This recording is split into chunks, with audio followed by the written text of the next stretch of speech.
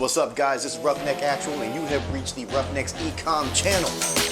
If you want to learn how to make money online or offline, then you need to be right here. I'm a 7-figure Amazon seller. I'm also an honorably discharged Air Force veteran. Graduated from Penn State and started a career as a software engineer and leveraged that to build my businesses. If you guys have any questions on how to make money, you're going to find all your answers right here, so stay tuned.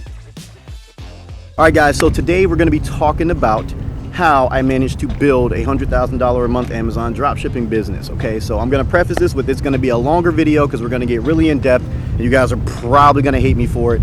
But a lot of people ask that question. They're like, "Yo, how do I grow my Amazon business? How do I, do what you do? How do I buy a McLaren? How do I buy a GTR? How do I have all these cars? How do you guys do the same?" And therefore, we're going to talk about it in today's video, and it's going to be really, really, really in depth.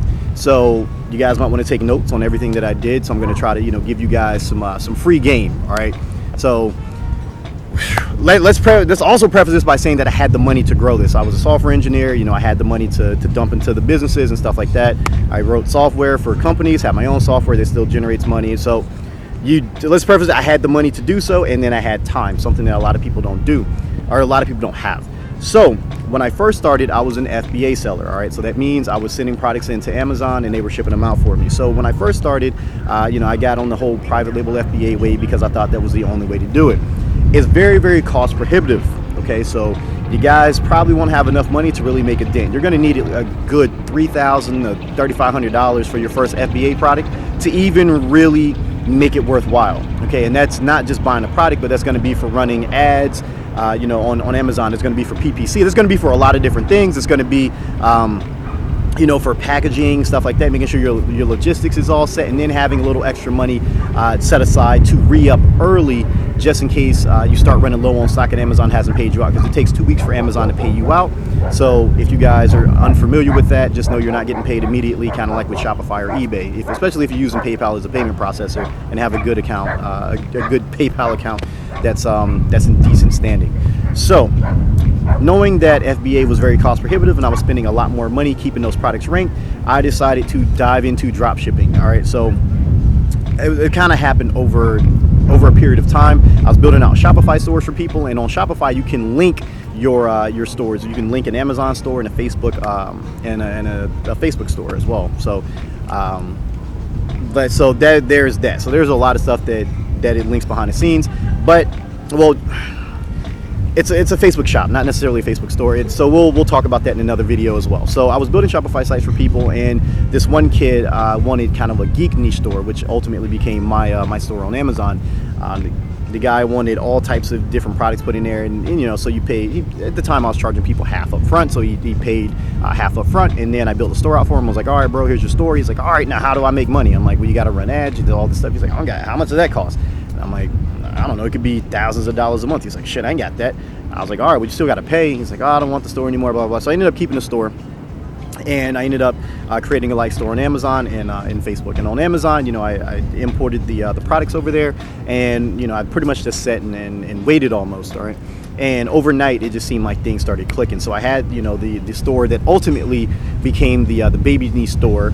Right, so that was the store I had already had, but I hadn't really focused on because I only had that one product. And then I created the second store based off the items that I listed in this guy's Shopify store, and they were really centered around the geek niche, t-shirts, things like that. And it turned out great. I mean, I went to sleep and woke up the next morning and was like, "Oh shit, I got some sales. This is dope." And all throughout the day, sales started coming in, and they just kept coming. So I looked at it as, all right, so I can drop ship on Shopify. Maybe I could drop ship on Amazon if I just, follow the process, because in the terms of service, you got to do things a certain type of way in order to be able to drop ship. So I started refining the process over time, over about a year or so, and I was making some pretty decent money with it. I was dumping a lot of money into it. I was dumping a lot of my Amazon, my software engineer money into it and all this stuff. And even though I was making money, I was reinvesting a lot of it because the store was growing at a faster pace than I could really keep up, than Amazon was paying out. And then I got on board with Payability, which I still use. Big shout out to those guys, but I only use them for that particular store because I also do drop shipping the other way that you guys aren't supposed to. We're actually going to talk about that now in this next segment. So let's go. Now that you guys kind of understand the whole process that I started, let's kind of talk about the refinement and then what I started doing after that. Let's go. All right, guys, so now that we understand a little bit about the private label dropshipping start, which at the time I was not calling it private label dropshipping because I really didn't know what to call it, but that is how it worked. So I started doing it and refining the process. I started adding more products, especially evergreen products. Evergreen products are things that sell all year round, doesn't matter. So at the time I was selling things that were more like seasonal, and then I realized that that's only going to work during a certain amount of time. So I changed that up and I started selling more evergreen products. And then the baby store that I had, I ended up changing that over, well, not changing, but started adding more to that. And that became another private label dropshipping store. But on a geek niche store, I started getting more into wholesale as well, using BBCW, which is like a toy. I use them for toys and things like that. And yeah, not what you guys are thinking, all right? Yeah, so BBCW I use for toys and stuff like that. They're a really good wholesale distributor, and these guys are pretty awesome. The pricing is pretty fair as long as you buy in large enough quantities, and over time you'll start getting better discounts. So I started introducing a lot of wholesale FBA on that particular account on the Geek Niche store, you know, while still doing private label dropshipping. So I intermix with a lot of them. Then I created, you know, more test stores. One of the test stores ended up becoming the pet store that I have, you know, the pet private label dropshipping store. And then one of the test stores actually became the general dropshipping store that I use for all of my US suppliers, which you're not supposed to do on Amazon, but I do anyway, you know, so I drop ship from like Walmart, Target, Lowe's, Home Depot, all of that on those particular stores. Well, at least on that store. The other stores are niche specific and it wouldn't really do well. So therefore, I don't recommend that you mix and match if that's the route that you're going. And at the time, I wasn't really trying to go that route, but that's what happened anyway. You know, also, you know, over the course of time, we were refining the process for the Geek Niche store, then in turn the baby store, in which, you know, one of the test stores that became the pet store. All of them are private label drop shipping. There's more wholesale FBA on the Geek Niche store than anything else, you know, than the other stores, just because I like using BBCW and it's easy. You know, you can turn over profit really fast. You know, I sell a shit ton of Funko Pops every month. So that's something that you guys need to look at as well. I don't make a ton of profit on them just because they're really high volume, so you have to sell thousands of them to make it worthwhile. And that's pretty much what I do. And it's not thousands of just one unit. I usually sell thousands worth of several units, right? So it'll be anything from like the Game of Thrones. So for a time, the Game of Thrones dragon, you know, Daenerys and riding a dragon, it's like $20-something if I'm not mistaken. If you bought them in large enough quantities, guess what? You were getting a really good deal. I was making around $2 and like 30-something cents on each one.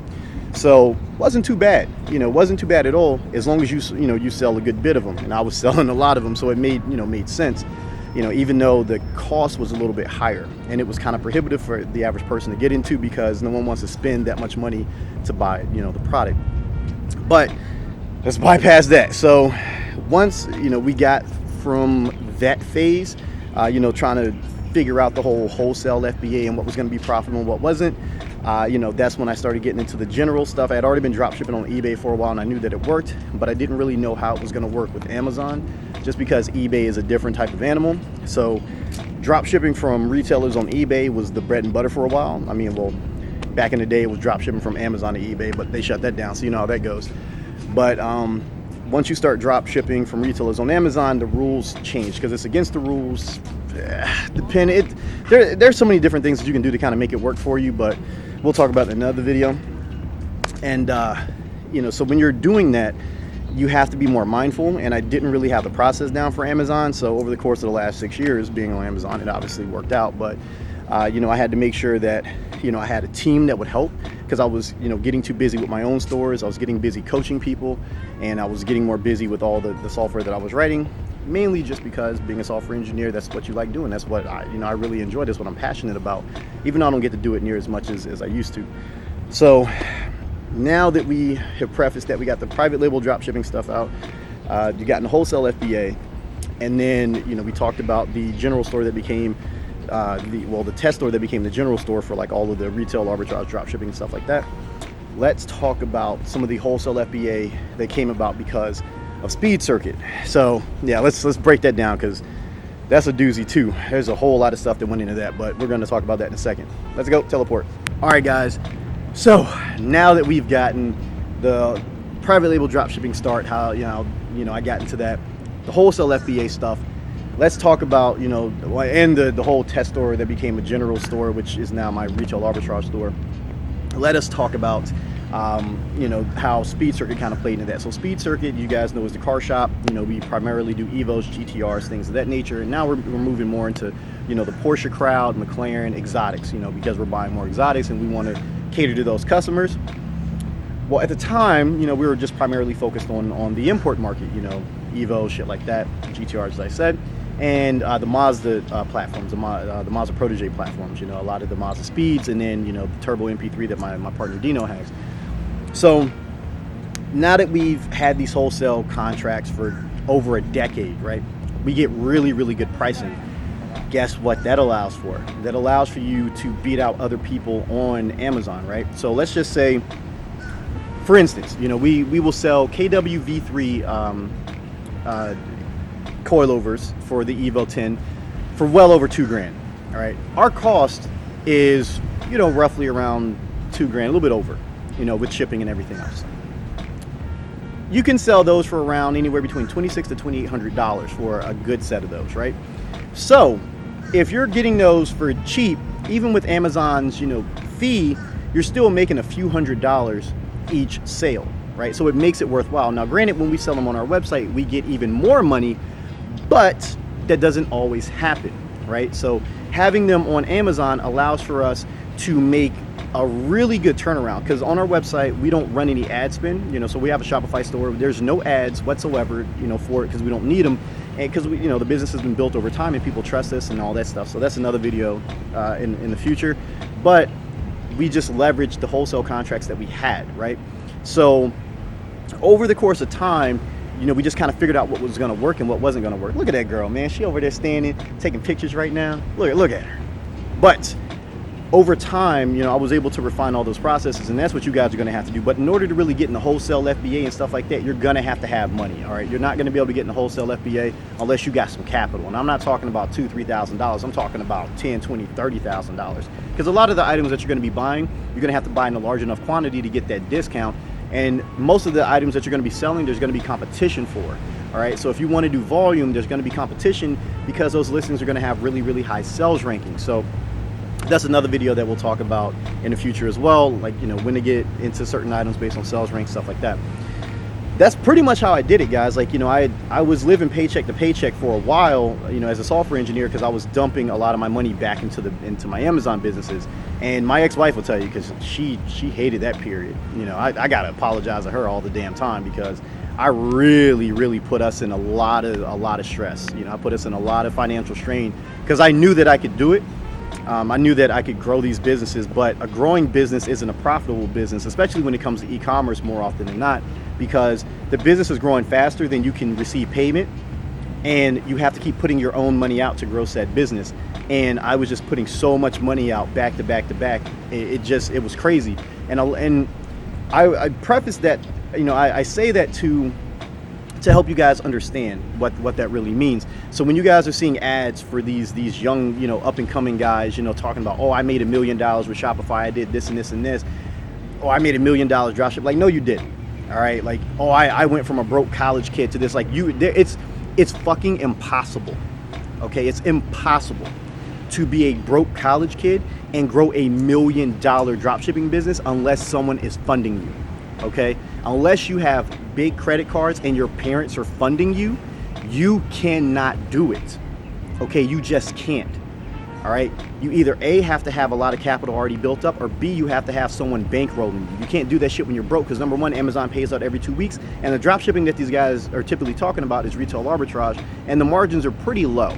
All right, so unless you're using like rebate sites and all this other shit, you know, in the beginning, you're not going to make a ton of money. You got to have the skill set. So when these guys are coming in, they're 2 months in, they're like, oh yeah, I'm making bank. Like, they don't really know what the fuck they're talking about.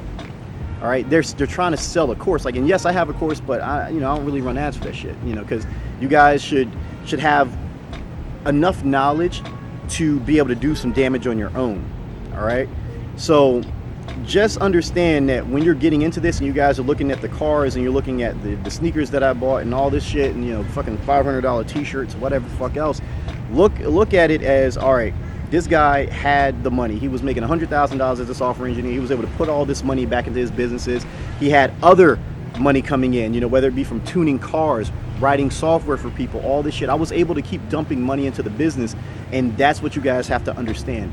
You can't do this with no money, and the shit that I'm doing at this stage requires a lot of money and a lot of attention. I've lost tens of thousands of dollars on Amazon just from bad products, you know, private label products, you know, and wholesale FBA products. And that's something that you guys also have to be willing to take into account. You got to be willing to risk it. And unfortunately, most people aren't willing to risk it. And it's a painful lesson to learn, you know, and hopefully by me clearing this up on how I grew to a, you know, $1 million Amazon dropshipping business, you have a little bit of the knowledge to go do so yourself, but you're going to need the money to do so. All right, guys. So I'm not saying this to discourage you guys or anything like that. I'm just trying to keep it real and honest. This is how I did it, and this is how I still do it. Okay, this is what makes me my money. Amazon is my primary source of income, and I'm trying to migrate away from that because I'm real top heavy. That's why you guys saw me, you know, buying into the barbershop. We're building more shit at the car shop. You know, I'm doing more, you know, investing, you know, buying more stocks and things of that nature. I'm buying more crypto. You know, I'm trying to navigate away from that a little bit because I don't want that to be the end all for me, because if the platform changes, I'm going to be boned. So like, yeah, being $1 million dropshipper is fucking awesome, right? It's amazing, and I'm really, really grateful to Amazon and all of you guys for, you know, for being along on the journey, but get the fuck out of here. Like, you got to start branching out, and I realize that. So take it for what it's worth. You know, use it as a vehicle to get you to where you want to be, so you can invest in other things. You don't want to be like these gurus out here and all they do is sell Amazon courses and shit, because when it changes, guess what the fuck happens? Their money disappears too. You don't want to be that. All right, so that being said, man, hopefully you guys check out the links below in the description. You know, be safe, be smart. I'm gonna catch you guys in the next one. I'm gonna enjoy this Miami sun. You know, I'm gonna go link up with one of my best friends, you know, Jay. You know, if you guys don't know him, check out @LiveRichMedia on Instagram. Dude's fucking fantastic. He's, you know, like a big brother. He's always inspiring me to do bigger and better things. He gets on my ass, like he's probably gonna critique this video and be like, you talk too long or whatever. So I have to deal with that. But anyway, guys, ooh, there's a yacht. We're getting out of here, man. We need to go jump on some yachts and stuff. So be safe, be smart. I'm gonna catch you guys in the next one. Peace out.